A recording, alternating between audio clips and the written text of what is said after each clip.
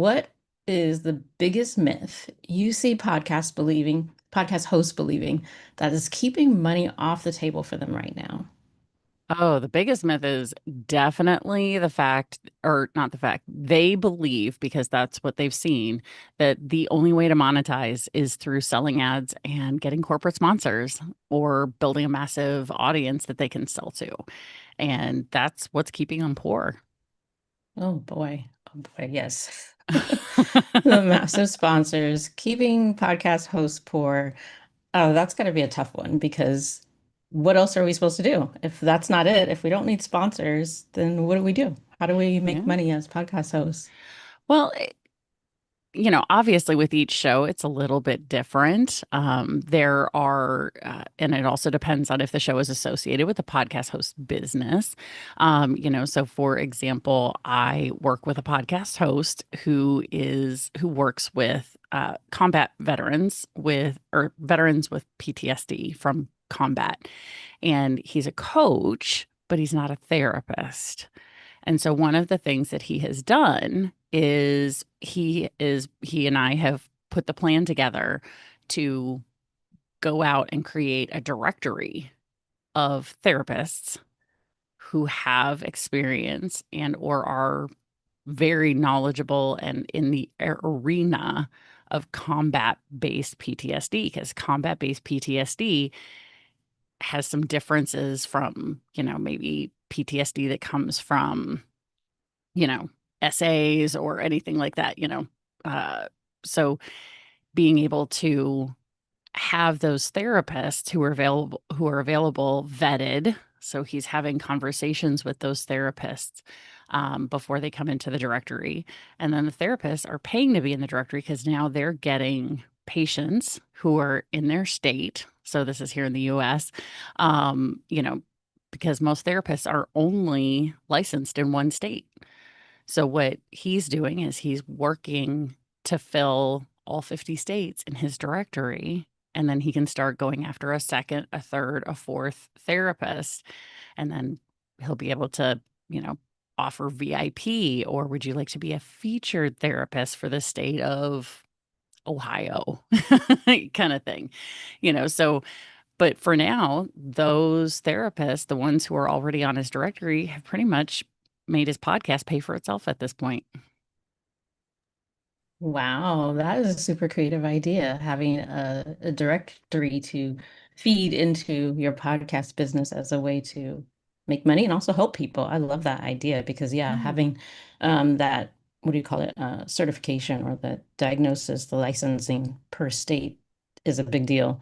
And it's Yeah. hard to find people. So having someone that you can listen to and watch and feel like you can trust, and then they can kind of almost refer you to somebody. Is Yeah. that how it's working? Yeah, I pretty love much. that. And if they're in the directory, now he's got a bunch of he's got over time now 50 guests that he can talk to, and do little ads with if if they do a certain level of or a tier package in the directory, he can then have ads say, hey, if you're in the state of California, you should have a conversation with therapist so and so.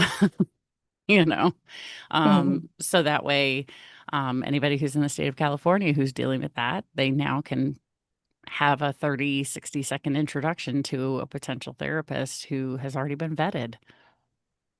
I love that. That is a really, really creative way. I never would have thought of. And that's one of the things that I loved when I first came across you, Jenny, was that you just had all these great ideas of how to monetize our podcast. Because, like you said, most of us think, oh, we got to get sponsors or got to get a certain number of downloads. And then one day we will be worthy to make some money Oh, from our podcast if that's what our goal is. And I know some people just podcast for fun, for yeah, funsies.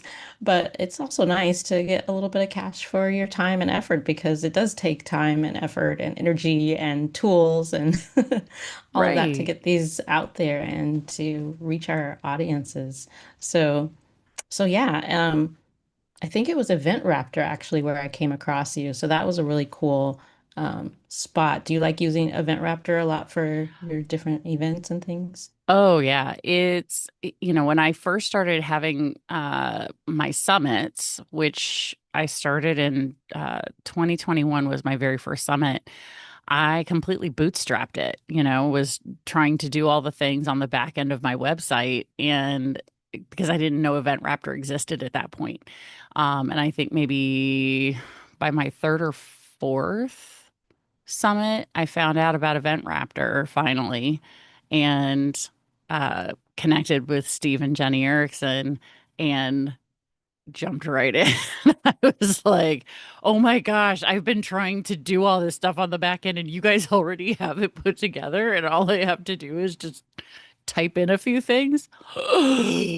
That's amazing. And they just make it so easy. So, so easy to have a summit or a giveaway or a whatever. But for me, summits is what I've done now. And I think I've done four or five. Well, I've done six total. I think I've done three or four of them on Event Raptor. So it was just, yeah, it's so easy. And I adore Steve and Jenny Erickson. They're wonderful, wonderful human beings. Yeah, they're definitely a great bunch, a fun bunch. I love going to the little meetings that they have to share everything and have everybody connect. And it's a really great environment. It's a great vibe. Yeah. So, how did you get into podcasting? Ooh, I got into podcasting because when I first started my coaching business, I had a realization about 6 months in that nobody was Googling me. They didn't know I existed. Nobody knew how to find me, or, the people who needed my coaching services just weren't even aware that I existed as a coach. So my first podcast is called Badass Direct Sales Mastery. So I was a direct sales and network marketing coach, and I still am. I still have clients who are in that arena, and I realized I needed a way for people to find me. But I didn't know what to do. And that's when my coach, Virginia, invited me to go to this event called the New Media Summit. And this was in fall of 2017. And this New Media Summit was all about podcasting and YouTube channels and, all of that kind of stuff. And I was like, girl, I do not have time to start a freaking podcast. I am trying to build a coaching business. And she said, you know what? Just go get on podcasts. Go be a guest because no one does what you do. And I thought, okay, I'll go ahead and go check this out and see what happens. And I ended up getting requested to be on 8 different shows while I was there. And so I went and recorded with those 8 podcast hosts over the next few months and got the word out about what I was doing. And suddenly I started getting some clients. Now, interestingly, they weren't clients from the podcast host audience, they were from my own network. And what it was is because finally, as I was sharing all of these episodes out on social media or, with my networking friends, they were listening and they were like, oh, that's what you do. I didn't understand what you did. I didn't know you did that. Oh, I think I need to work with you. Right. And I thought, well, if I'm getting clients from being on shows, what would happen if I had my own show? And then that's when I realized, okay, well, let's take a look at this. And so I started exploring options. And then my podcasting mentor, his name is Doug Sandler, um, shared with me that I could leverage my podcast to get clients. And I was like, huh, I'm sorry, wait, what? You could tell me that. Tell me more about that. And we ended up working together and he helped me launch my first podcast. So, um, and that's Badass Direct Sales Mastery. And before the show ever went live, the show was fully monetized, completely paid for by 2 different monetization strategies, both of which Doug helped me with. And so I've been using those strategies ever since. And it has continued to not only pay for my podcast, but actually build my business and fill my coaching programs. I love that. I love that so much. And I have to say thank you too, because I went to one of the Event Raptor events where you were speaking, and I got just a few little tips from you that I was already podcasting. I had just started, brand newbie podcaster, because I started in December. And I Mhm. was like, I wonder if I could implement these little things that she shared and if they would work. They worked, of course. Right? And it was Imagine just a what we could, little bit. I was going to say, imagine what we could do if we worked together. Exactly, exactly. And it was just a little bit just to get me started because I know that I do my podcast live. I love doing it live. I love having this live conversation. But then I was like, oh, we can cut it into shorts and clips and we can do all these things and be in all these places at one time. But then it was like wearing me down because I'm also a Yeah. mom. I'm also homeschooling kids. I'm also a health coach. So I have my other businesses and other things to do. And I love the beach. I want to be at the beach all day. So I Yeah. was like, if I implement this, I can have a way that the people that want these shorts and clips can actually pay me for my time to do it. So that's the way that I've implemented, but I'm going to save your little secrets for you to share later. So That works. Thank you. but yeah, but yeah, I love that you were on somebody else's podcast and you were seeing the Mhm. power of a podcast, and then you were like, well, what would happen if I had my own? And that's Yeah. what got you to where you are today. And I just want everyone to know who they are hearing from. So because this woman, she has the receipts, guys. So my guest today is a certified professional coach, a two-time international best-selling author, and the bold voice behind not one, not two, but three powerful brands. So she has Badass Direct Sales Mastery, What You Need to Grow, and Badass Podcast Mastery. She started her career as a middle school science teacher, became an internationally awarded direct sales leader, and now she helps entrepreneurs grow profitable businesses through confidence, clarity, and aligned action. She hosts two podcasts of her own, the award-winning Badass Direct Sales Mastery podcast and What You Need to Grow. And through Badass Podcast Mastery, she teaches podcast hosts how to monetize their shows without relying on corporate sponsors or waiting to hit some massive download number. Her clients have started generating revenue within just a few episodes. Bold, direct, deeply strategic, and genuinely fun to be in a room with. Please welcome Jennie Bellinger. I just had to go ahead and introduce you to everyone because I mean, I have a great time every time I talk to you, every time I hear from you. Definitely agree that you're generally fun to be around and Thank a host of valuable information. So, Well, thank you. I feel the same way about you. Oh my gosh. yay, yay. Yay. And I can attest to, just within a few episodes, you can be monetized if you listen to Jenny. Yeah, absolutely. Absolutely. And that's really the key because there are people who were in that same room when I taught that master class for Speaker Connections, which is Stephen Jenny Erickson's uh, Event Raptor connection space for speakers and podcasters and all of that. And there are others who heard the same thing who are podcasting, but here's what's different between you and them. You put things into action. You took you took what you learned and implemented it. And it may not have been perfect, it may not have been exactly right, but that's okay because you did something and the the universe said, "Oh, good job. You implemented. Here, here's something to prove that taking action is good, right?" And so you were able to start really moving forward because then you've made some money, right? Your podcast has now paid you more than probably most podcasters will ever see from their show ever, Mm, yeah. which is And it's not that much, but crazy. yeah, it's I, crazy. I mean, here's the reality though. There are a lot of podcasters who spend a lot of money to get into podcasting. They buy a bunch of equipment, probably half of it that they don't even really need, to be honest, because I am a keep it simple, sweetie kind of kind of podcaster. You don't need, all kinds of crazy technology past what you're already doing. But there's podcasters who spend a lot of money on technology. They're spending money on a variety of softwares.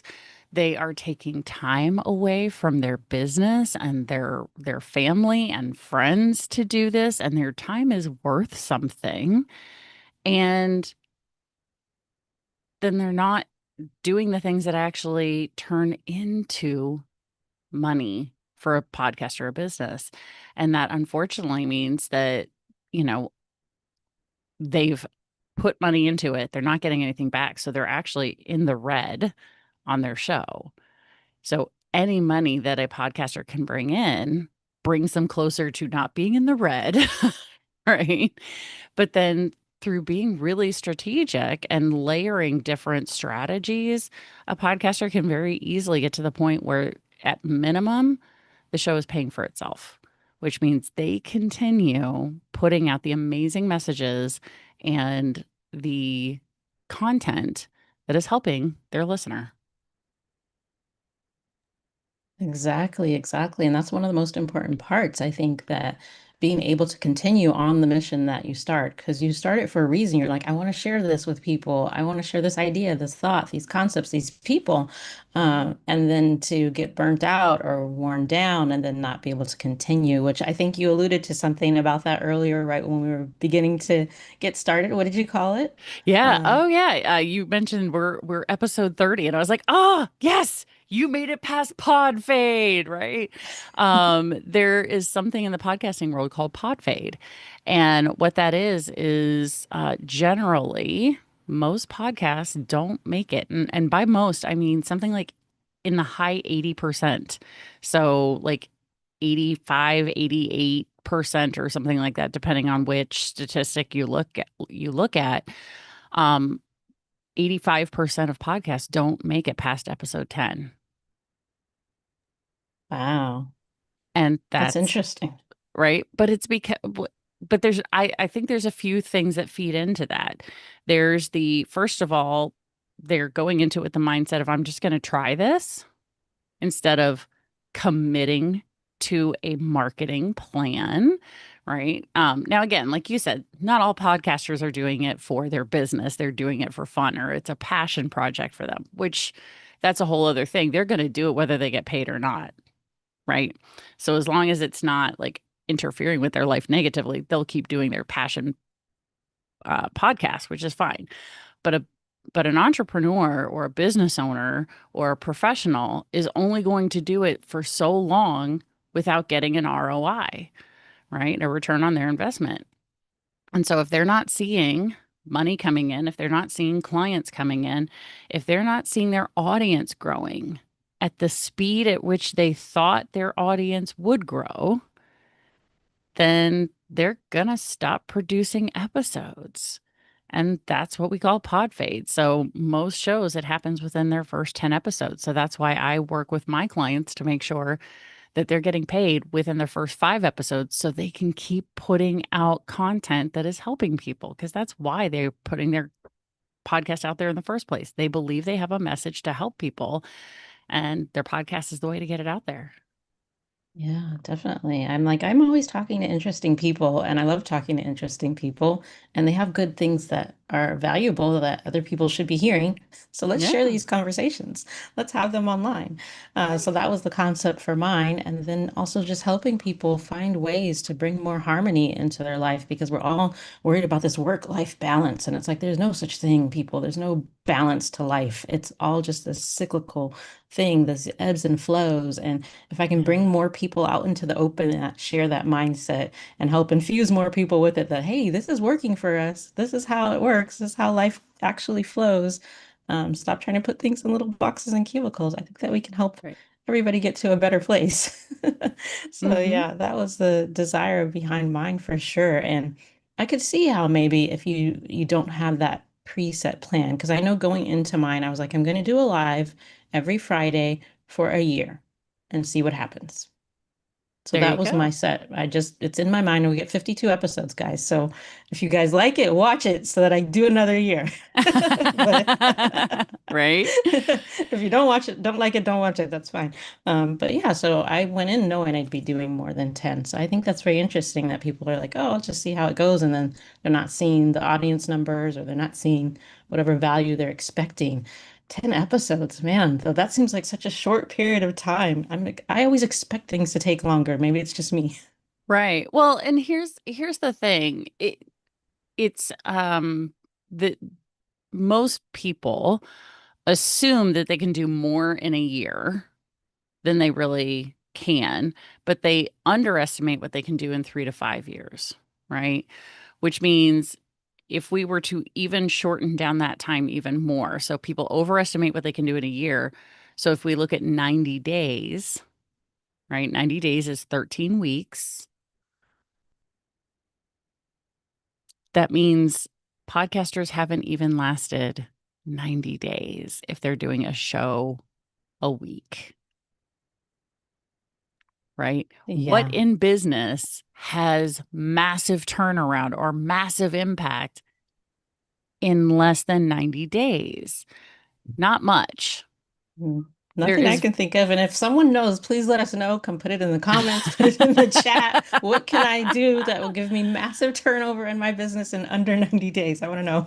right, exactly. And so, it's, the one of the things that a lot of entrepreneurs struggle with is that ability to focus on one thing that's going to create business, that's going to create more impact, that's going to attract more people to them in, for a long period of time. Because here's the interesting fact. I'm not going to put a judgment on this. Um, you know, at least 50% of entrepreneurs have ADHD. At least 50%. I mean, go look it up on multiple statistics. That's the most average number, but those are the ones who are diagnosed. Hmm. They speculate up to 80% of entrepreneurs have ADHD. Our brains were built for entrepreneurship because we can focus on 20 different things at a time, or at least we think we can. We think we can. Right? And so, the dopamine from launching a podcast only lasts so long if there's not something coming in, Mm. right? So if they're not getting the audience numbers, if they're not making money, if corporations aren't banging down their door or filling their inbox with offers to sponsor their show, they disappear. They fade Yeah. out, Yeah. you know? I could see So, that. Yeah, that's really interesting about the entrepreneurs and ADHD. And I'm like, lately, I'm like, does everyone just have ADHD now? Because I mean, I just feel like we just all have ADHD because every single description and yeah, diagnosis, I'm like, that's everyone I know. It's right. me and everyone I know. What's going on here? Well, I see it as a spectrum because, you know, brains have evolved over time to be able to serve us in different ways. So, you know, I think there are, as you probably have experienced with people, there are people who are super ADHD. There are people who are like, yeah, I got some ADHD. And there are people who are what we call neurotypical, right? Which is crazy because really there is no neurotypical, right? But they don't have the issues of the swings between having zero focus and hyper focus, because that's really what ADHD is. It's if our brain doesn't get tickled by something, we cannot pay attention to it. Our brain just goes, "Pfft, I can entertain myself way better than that," and it goes off into its little daydream world, right? Versus our brain finds something that really tickles it, we can spend hours focused on Hmm. that one thing. Hours. So don't tell me that ADHD people can't focus. Yeah, we can. Yeah, we can. We just got to find that thing that our brain goes, ooh, I like that. Let's do that. Let's do more of that. Let's do even more of that. Right. Yeah, 5 a.m. still doing that. Go to sleep, ADHD. Go to sleep. Right. Exactly. So, it's that plays into all of this. So, and like I said, if you're an entrepreneur, you're probably hanging out with other entrepreneurs, which means you are probably surrounded by a lot of people who fit that. And our brains, like I said, we're built, we're we're less averse to risk, Mm. Mm-hmm. right? Risk to us is what actually gives us that little dopamine hit, It's like, right? let's do it. Let's see what happens. Right, exactly. And, people who are closer to the neurotypical side of the neurodivergent spectrum, right? They are more averse to risk.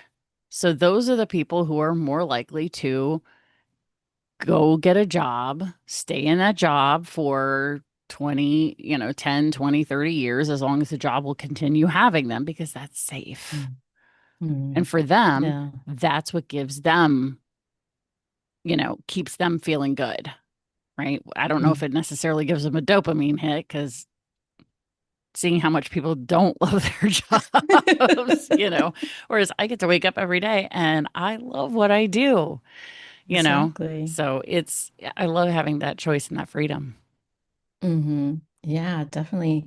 Um, yeah, that's so funny to think about it that way, that they're just averse to the risk, and that's why they just go do their little jobs and they're like, fine, like do. Like, I hate this, but I feel safe and secure here. So I'm gonna keep Right. doing that. I have a Where we're like, guaranteed. oh, risk, can you give us a bigger risk? What's the next biggest risk I could possibly take? Yeah. Well, it's, excuse me. um, they may not love what they do, but that weekly or biweekly or monthly paycheck keeps them coming back because that is safe. It's known, right? And, the phrase, sometimes the devil you know is better than the devil that you don't know, right? That's a phrase that really fits those people really, really well because that is safe. I may not love this, but I'll keep doing it. And okay, you do you, boo. I'm going to be over here doing what I love. Thank you very much. Yes. And so your journey, you started off teaching and then went Yeah. into direct sales. Is that correct? How it Yeah. went? So how did you wind up science teaching and then now we're going to sell these things directly to people? Well, you know, I went down the traditional path because I believe that's what I needed to do. I thought that's what we had to do, right? You graduate high school, you go to college, you then pick a direction that you're going to go, and I ended up going in the direction of education. I loved science. I still do love science. It's not like that part of me has left. I just get to teach differently now, right? Um, but I taught for 7 years. And then when I had my first kiddo, I took a step back from teaching because I, at the time, was married to somebody, and we didn't have to worry about having two incomes. We were very blessed for me to be able to say, you know what, I'm going to step back from teaching. It's teaching. I can go back into education at any time, right? What I didn't know is that when my oldest kiddo was born, it was 2008 and the real estate bubble burst around that time. And that's, I stayed home for a couple of years and then I, my husband at the time and I decided, okay, I should probably go start looking for a teaching job. And 18 interviews in 2010 between April and August. Um, could not get a teaching job because with 7 years of experience, they had to offer me a salary at a certain level versus if they were interviewing a brand new college graduate with who just got their teaching certificate and their teaching license, they could offer them 10, 15, $20,000 less. And at that time, schools were cutting art programs, they were cutting music programs, they were cutting money anywhere that they could. And so that 10 to $15,000, that's a set of textbooks, you know? And so as much as they loved me and wanted to have me as a teacher, they couldn't afford me. So that was my sign from the universe. It was not time to go back to education. So I asked the universe, okay, fine. If not teaching, what? And literally a week later, an entrepreneurial opportunity was presented, and I jumped at it because ADHD. I was like, wait a minute, I can start a business for $5? Seriously? Yeah, that one gets us every time. Right? Like I'm not seeing a downside here, like if I fail, I lost out on $5 and I'm gonna walk away with some pretty jewelry because it was a jewelry company that I signed Mm, with. And it ended up working out really well. nice, nice. That's Yeah. so awesome. So, from science teaching to jewelry Uh-huh. to To helping coaching. others with their direct sales businesses, is that correct? Yeah. That's the trajectory you're on. And Yeah. then now helping people with all of it and podcasting and because Yes. ADHD, why not do it all?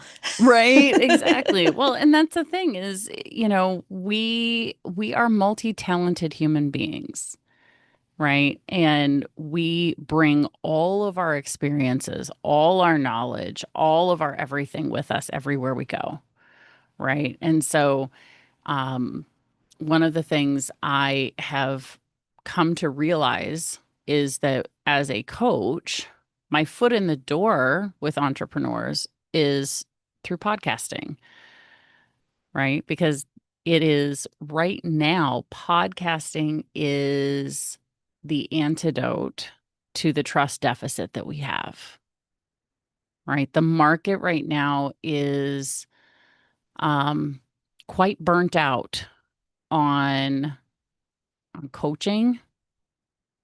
There's so many people who have been burned by a coach that didn't provide what they promised, didn't didn't do the thing. They didn't know what to do. They didn't know how to do it because coaching is not regulated. And I'm not saying that it should be necessarily, but unfortunately, the market doesn't realize how many coaches are out there and they don't do their due diligence in researching before they hire a coach. They buy on emotion, going, this is the only person. I've never met anybody else who does this. They must be the only person who does this. Right. And then they spend thousands of dollars, and it's maybe somebody who doesn't know how to do the thing that they're talking about, or they maybe know how to do the thing, but they don't know how to actually coach and get people to do the thing. Because as a coach, I can't do the podcasting thing for you. I can't do it for you. All I can do is guide you and help you get to the point where you do the thing that needs to be done by only you. Mhm. Right. Exactly. Like you said earlier, they have to take action. If you guys don't Yeah, take action, you're wasting your money. Be action exactly. takers. Yes, exactly. And so podcasting is this wonderful opportunity for your potential future clients to hear from you many, many, many times and build that relationship with you before you even know who they are. Mm. Because they find you through YouTube, they find you through Apple Podcasts, they find you on Spotify, they find you on through Google, right? And they start listening or watching. And over time, they're like, man, that Kay, she knows her stuff. Maybe I should take her up on that offer. Maybe I should like book a consultation with her, right? Over time, they come to know that you know your stuff and you keep showing up because you've been doing it 30 weeks in a row. Mhm. And if she'll show up for herself 30 weeks in a row, maybe she'll show up for me 30 weeks in a row. Well, that's a good way to put it. Didn't even think about it that way. But Right? yeah, So, definitely. the other thing that's feeding into the trust deficit is AI. There's a lot of people out there who can't yet tell the difference between an AI person, an AI voice, and a human voice. But when they can see you and me talking and they realize, oh, this is not two AI people, because guess what? Jenny just stumbled over her sentence. Hmm. Yes. AI does not put out imperfect avatars. AI Hmm. has been I was trained to put ex out, right? It's, perfection. Yeah. yeah, it's been trained to put out perfection. AI would not have had you and me stepping over each other's words. Hmm. It would have had me stop talking and then you start talking and then me start talking and you start Perfectly. talking. That's not Hmm. what happens in real conversations. Humans go, oh my God, especially ADHD humans. ADHD humans go, oh my God, I have to say this thing really quickly before I forget it.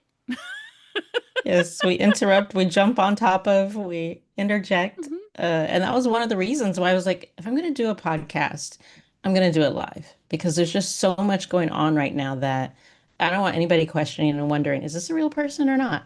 Like, this Yeah. is live. We are right here, right now. But then I saw a video the other day, Jenny, of this new AI thing where in live, in person, they can do these like AI videos, like alive, and have somebody else's face or whatever. And they can even put their hands Mhm. over their face now and pull on their cheeks. It's getting creepy. It's getting really, really bad.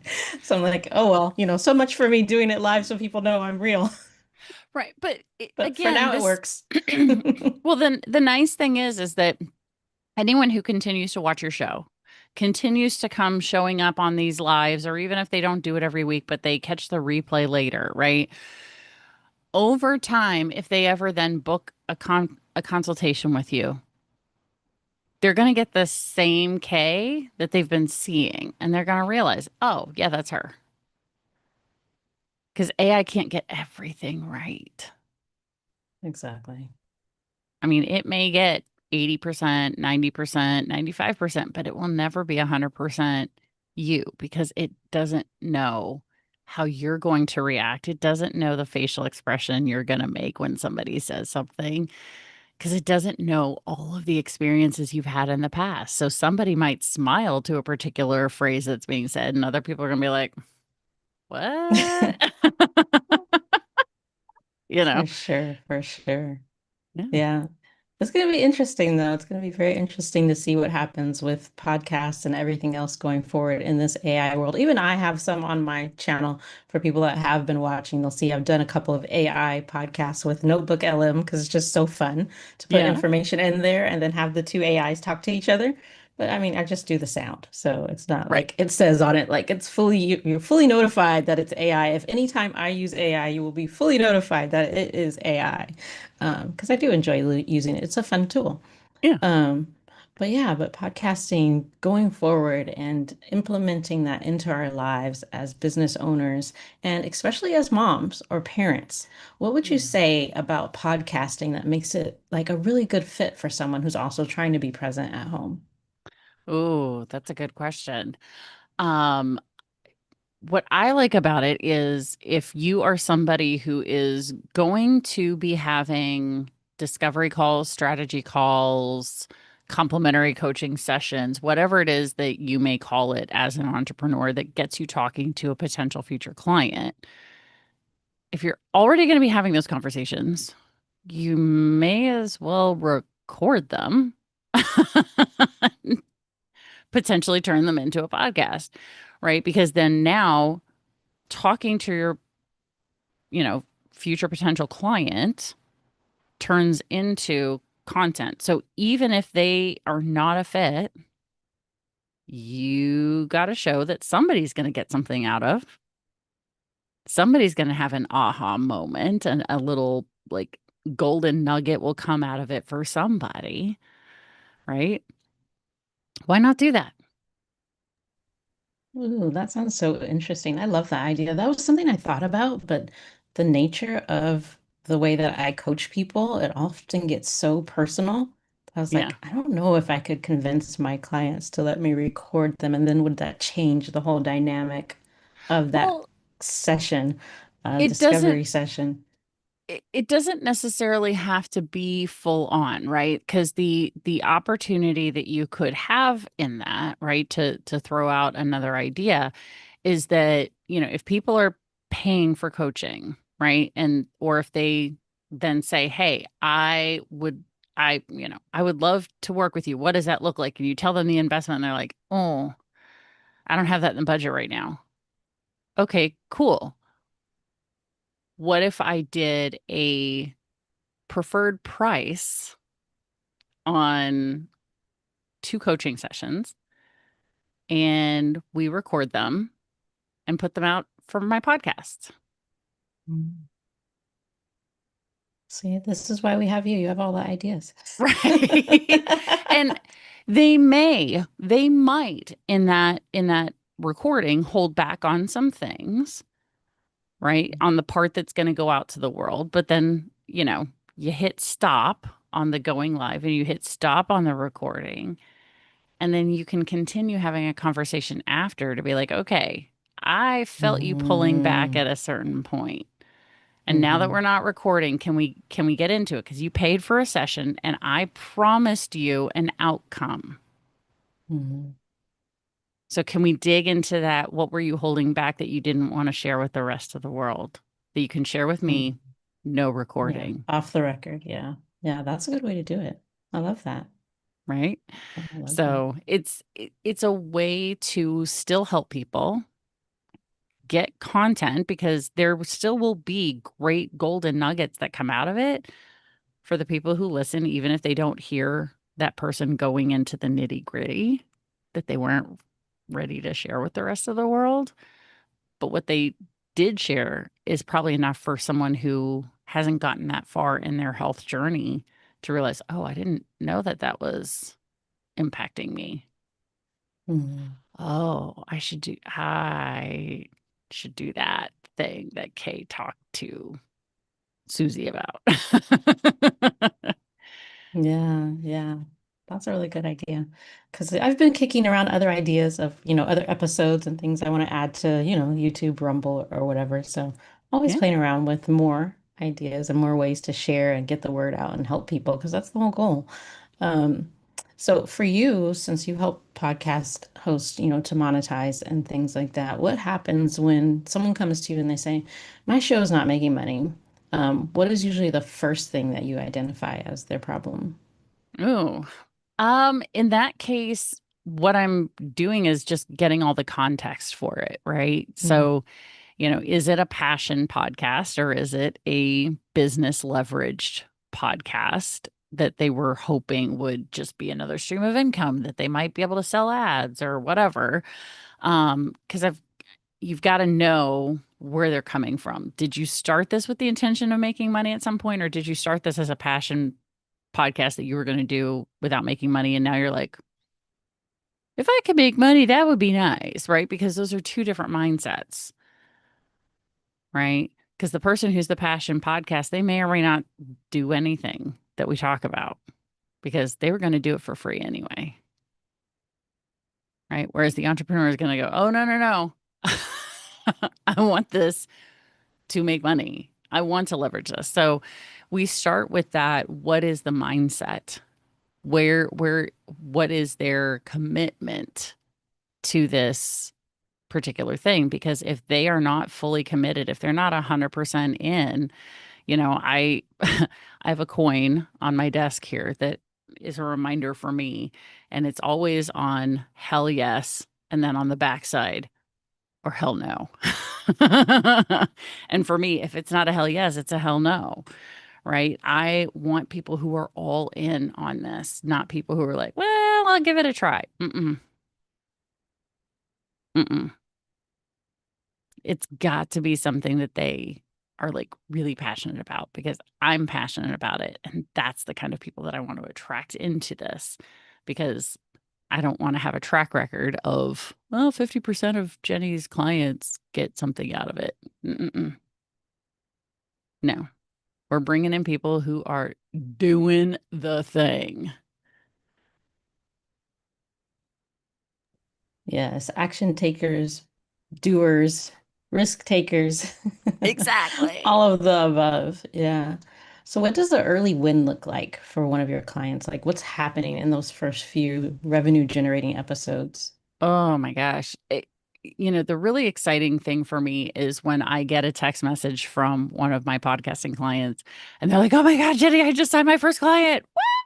Like from the podcast. Like it's just the coolest thing to see them um either get a client, or oh my gosh, somebody just bought my spotlight, or they reach out and they're so excited. And I'm like, yes, okay, now let's keep it going. You know, let's introduce you to more people who may then go ahead and take that next step, right? So it's those early wins are just the coolest thing when, they made more money than they ever thought they would because, you know, we priced things properly. Mm. We didn't lowball their offer. Yes, yes, that's important. Pricing, I think a lot of people dismiss how important it can be to put you in the right position. A lot of people worry about, oh, if I make it too high, people won't buy, or oh, I'll make it low so I can reach more people. But it's like, that's not really the way to strategize pricing at all. Wrong mindset. No. Yeah, exactly. Because, if somebody is wanting to have, and I'm not saying everybody does, but lots of, let's say, coaches, for example, want a six-figure business. Well, if you're only charging $1,000, you need 100 clients to do a six-figure business. Actually, more than 100 because you have expenses Mhm. And taxes. and taxes and da, da, right? So if you want your true take home to be in the six figures, you're going to need more than can you get 100 clients a year to pay you $1,000? Oh, oh, Mm. not so much. It's a lot of work. They say it takes the same amount of work to get, like a $10 client as it does a $10,000 client. So you're going to do the work anyways. Exactly. And the key around that really comes from, are you truly identifying their real pain point, right? And what it is that they really want on the other side, right? So how do you get them from pain to pleasure, right? What they really want.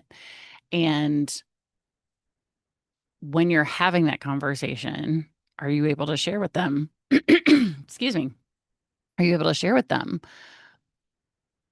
enough of that process, framework, whatever, that they believe that you can get them there, Mm. Yeah, that part's right? very important. Like, are Right. you the right one to lead this journey? So, Mm-hmm. and is And it just vibes and feelings, or are you showing me practical steps and things that I can implement and yeah, understand? That one's important too. Like I think you said earlier, that a lot of people wind up picking a coach and it's off of emotion. They're not right. really, they get caught up in the hype and all of Yes. that. So, try to stay away from the hype personally, but Yeah. um so, a lot of my audience, as you may already know, Jenny, is entrepreneurial moms. So, they already feel stretched a lot of times. So, what would Yeah. you say to someone who is thinking about starting a podcast, but worrying about, is this really going to be just one more thing on their plate? Ooh, good question. Well, here's the thing. They're going to be marketing anyway. And if talking to people is the way that they get their next clients, then podcasting just makes sense. Right. And, the big fear I had at the beginning was the editing piece. Right. Well, you got around that by saying, well, then forget editing. I will just go live. Right. Which takes a brand of courage because there's lots of people who won't even go Facebook live, let alone YouTube live, right? Um, but that's a quick way to get around that, right? And the nice thing is we aren't, excuse me, when we go live, if something goes wrong, nobody died, right?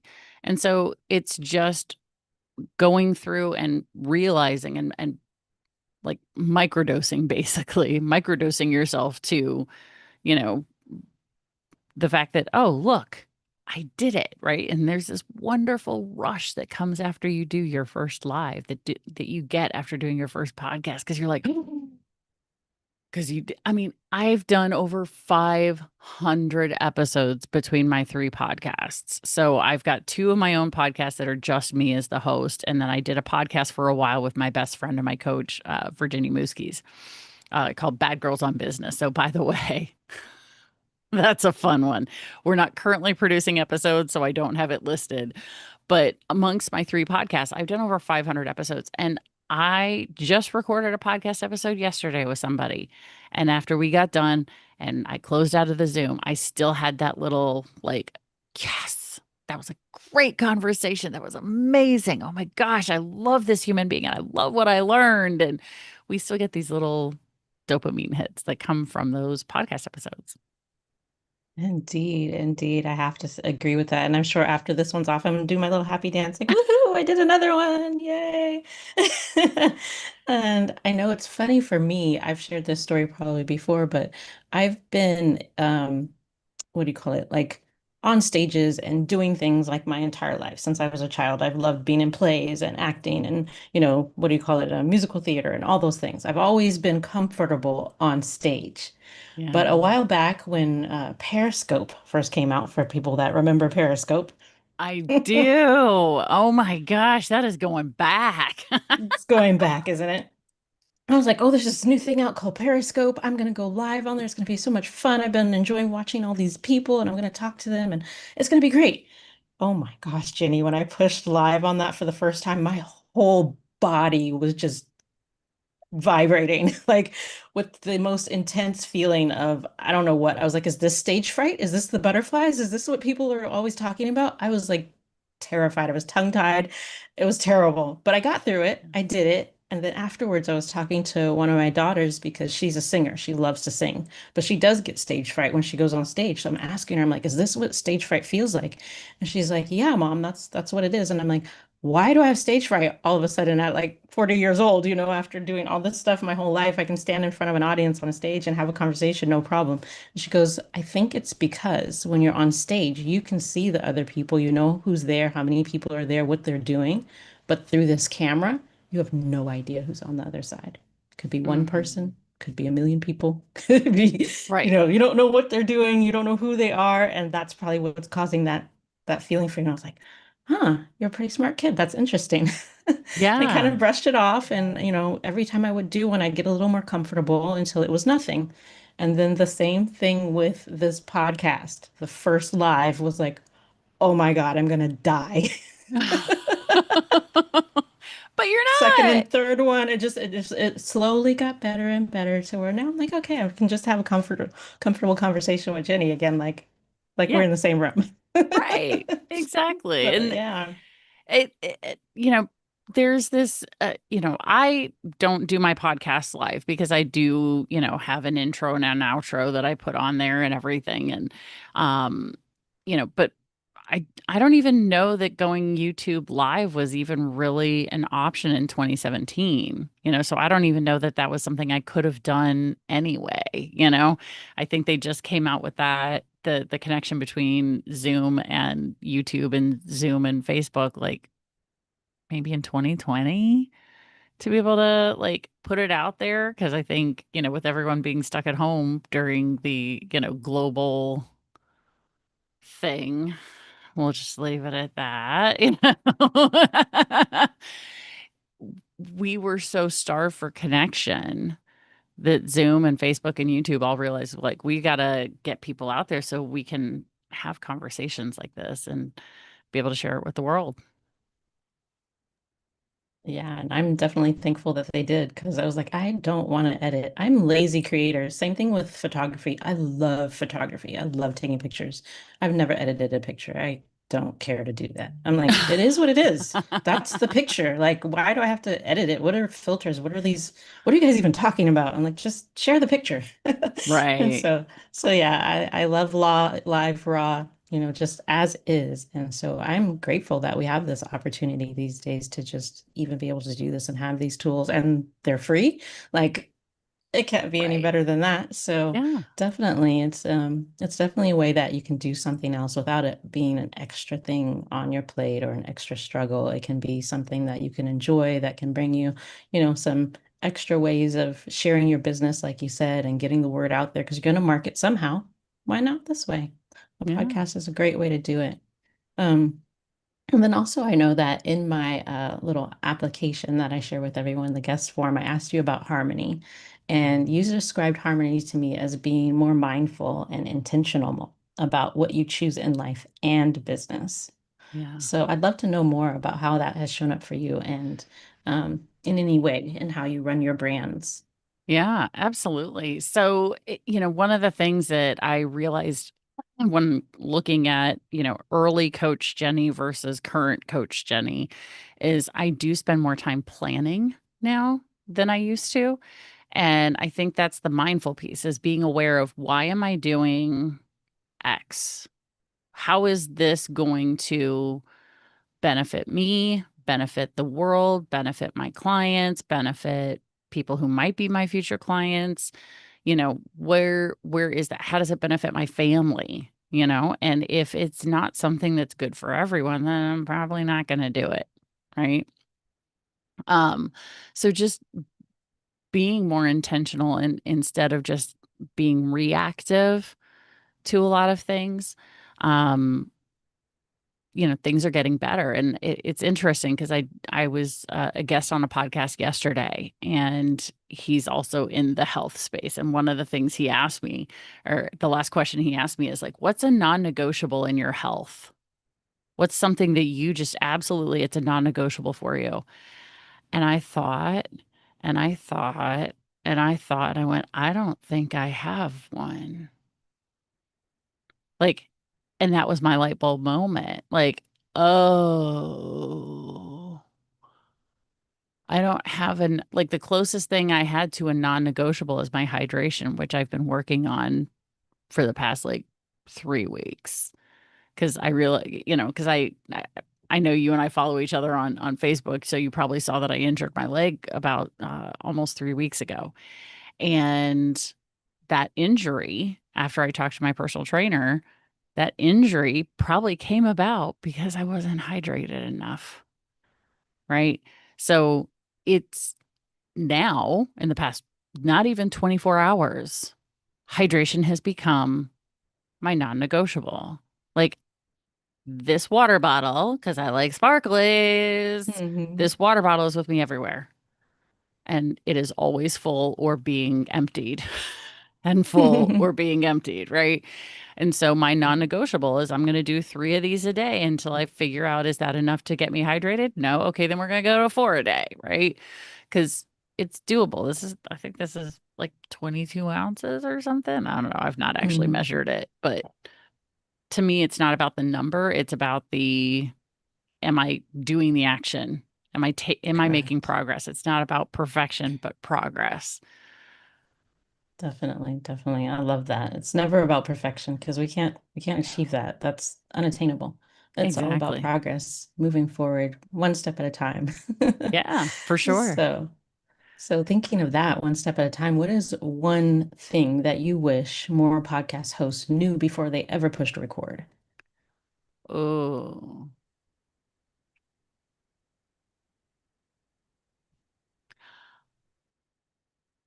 I wish that they believed in themselves more.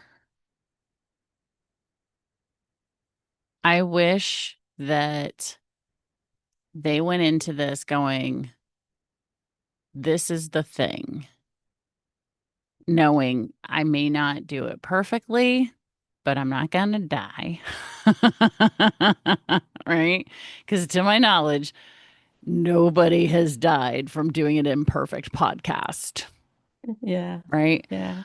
Um, and I wish the belief was there because I truly believe that the reason that I monetized so quickly was because I went, yeah, I can do this. Once I saw the path, I was like, yeah, that's doable. And so 2 monetization strategies before an episode ever went live. Mhm. Rock on, let's go. I love it. I love it. Yeah. Yeah. Oh, we're running out of time. I Yeah, have one question that I try to ask everyone, so let's see if we can squeeze it in. sure. And that is, what used to be true for you that isn't true anymore? Oh. What used to be true for me that isn't true anymore? Oh, that's a hard one. Um, I would I'm leaning towards, and what is happening in my head is underestimating my value. Underestimating my value because I am at the point now where I'm not discounting what I do anymore, right? I know my stuff, and the price works because people pay me, Yes, indeed. right? I love And so that. I'm not going to discount that just because of my own little voice in the background going, are you really? Yes, I am worth that. So, yeah, You are worth it, and they will make it back if they take action. So it's a that's win-win. it. It's a Exactly. win-win. Awesome. So where can people find you? And I know that you have something special that we can share with our guests today as well before we Absolutely. close out. Yeah, I probably the best place for if they're a podcaster or thinking about being a podcaster where they can find me is badasspodcastmastery.com. But if they want to check out my other podcasts, they're listed on badasspodcastmastery.com so they can see how to listen to those if they're interested in taking that next step for that. But probably the best place to find me and follow me is on Facebook because I post there all the time. I'm on LinkedIn, but Facebook is really where I spend more time just because I love that it's all aspects of life. That's the whole version of me is on Facebook. Yeah, they get the whole juicy version of Jenny and getting ready for nuptials and everything. So congratulations again on that. So exciting, so fun. Thank you. I put the link here on YouTube for anyone that's interested in checking out. Describe to them what it is, um, Oh what was it? You said yeah. the webinar. Yeah, yeah. So, what I've put together for podcasters, whether they are existing podcasters or aspiring podcasters, is a 25-minute overview of the 8 different ways that I now monetize my 2 shows. So, it's a way for them to see what is possible. And so, very similar to what you saw when I taught at Speaker Connections back in January, um, but a much larger 8 ways because I think at the time in January, I think I spent time on like maybe 3 of my ways um, because I really wanted to hardcore focus in on the 3 things that I know work the best, and then offered everybody here. Go watch my webinar, right? Because it's available anytime, so there people don't have to worry about what day do I go watch it, what time is it happening. No, it's pre-recorded because it's the same information. The difference being is that the version of the overview for podcasters does use some podcast jargon because they're familiar with the industry. The version of the webinar for not podcasters or aspiring podcasters is a more layman's terms, so not using any of the podcasting jargon. So that way, somebody who's coming into it doesn't have to know anything about the industry. They can just see what's possible before they ever get started. Awesome, awesome. Well, it is time Yeah. for us to close out, unfortunately, but I'm just going to be bothering you later anyway. So You're never bothering me. Stop. yeah, yeah. So thank you so much for joining us today, Jenny. And for everyone that is here with us live or in the replay, please leave us your biggest takeaway from this conversation in the comments. And thank you so much for joining us today for this episode of the Harmony Principle podcast, where we share ideas that help you return to rhythm. Make sure you like, share, and subscribe so you don't miss out. And we'll see you next Friday at 9 a.m. Eastern Standard Time.